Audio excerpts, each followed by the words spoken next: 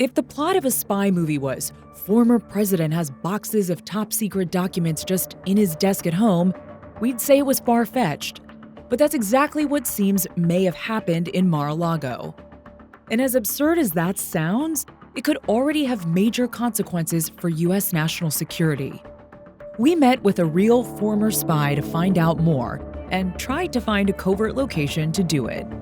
First, if you don't mind me saying, I just want to point out to your audience that I would probably never have a clandestine meeting like this in a garage. Okay. Because it's sort of a contained space. Well, we tried. My name is Doug London. I'm a retired senior CIA operations officer. I served in the agency's clandestine service for over 34 years. What is the chain reaction and what are the real-world security steps that have to be taken after information like this is sort of in an unclassified setting in the former president's desk?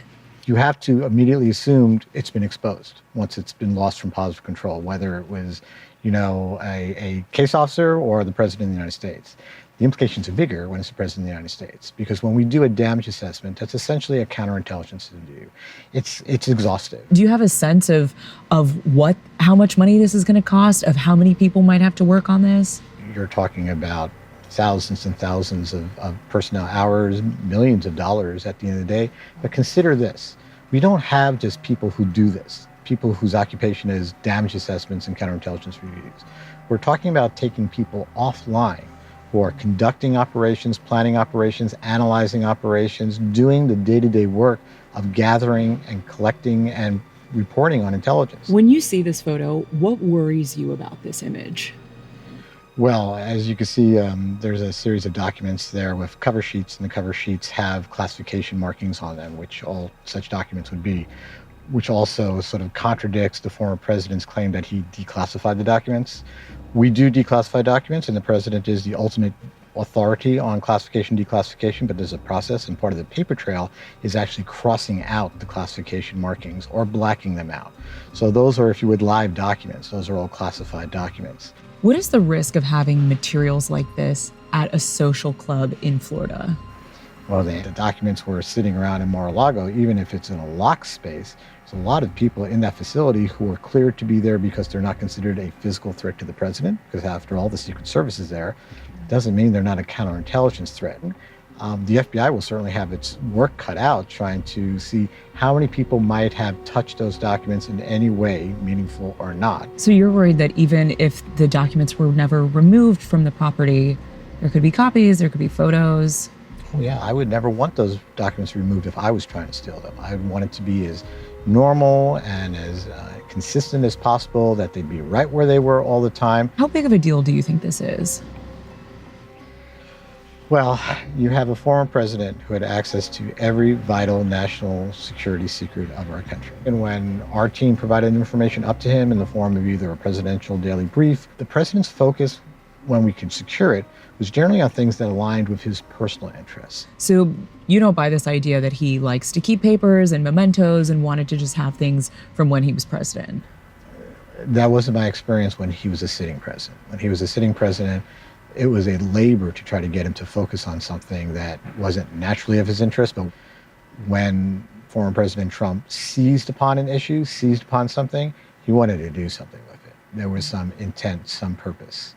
We saw that enough while he was in office that I would believe, certainly out of office, with less people around him that might be able to push back in terms of what he might be doing and the consequences, I think the danger is even more real.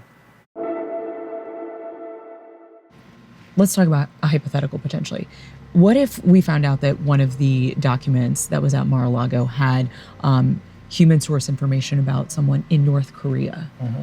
What would that mean for the U.S.'s intelligence gathering out of that country?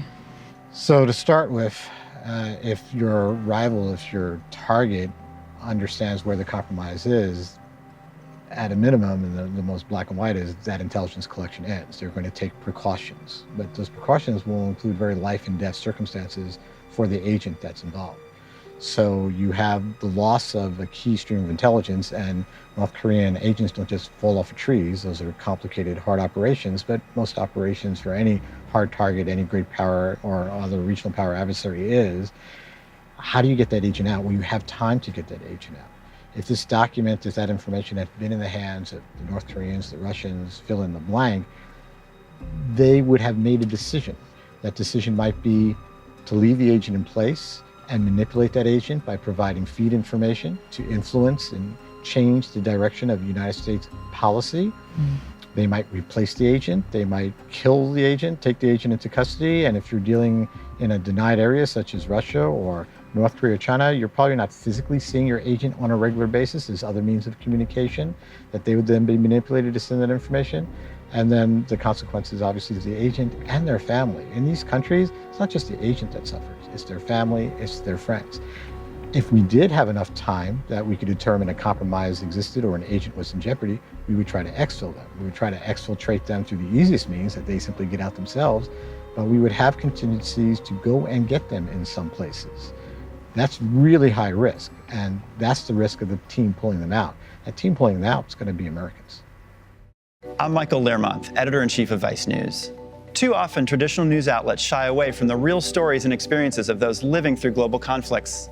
Not Vice News. Our reporters are on the ground, fearlessly covering the human stories that shape our world. You and millions of others can continue to read, watch, and listen to Vice News for free.